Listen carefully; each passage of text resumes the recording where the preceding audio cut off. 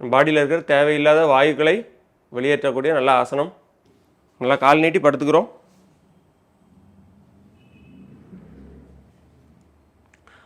வலது கால் மெதுவாக ரைஸ் பண்ணுறோம்.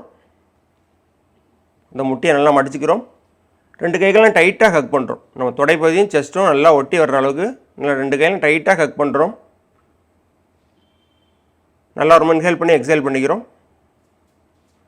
இன்னொரு கால் நல்லா தரையில் பதிஞ்சிருக்கட்டும். இப்படி தூக்கி இருக்க வேண்டாம், நல்லா தரையில் பதிஞ்சிருக்கட்டும். தலையை மெதுவாக ரைஸ் பண்ணுறோம். நம்ம சின்ன தாவங்கட்டையினால் கால் முட்டியை டச் பண்ண ட்ரை பண்ணுறோம். சில பேருக்கு அப்படி டச் பண்ண முடியாது. அப்படி இல்லைன்னா மூக்காலையோ இல்லைன்னா நெத்தியாலேயோ தொடுறதுக்கு முயற்சிக்கிறோம். இல்லை நல்லா தாடையில் தொடுறதுக்கு ட்ரை பண்ணுறோம்.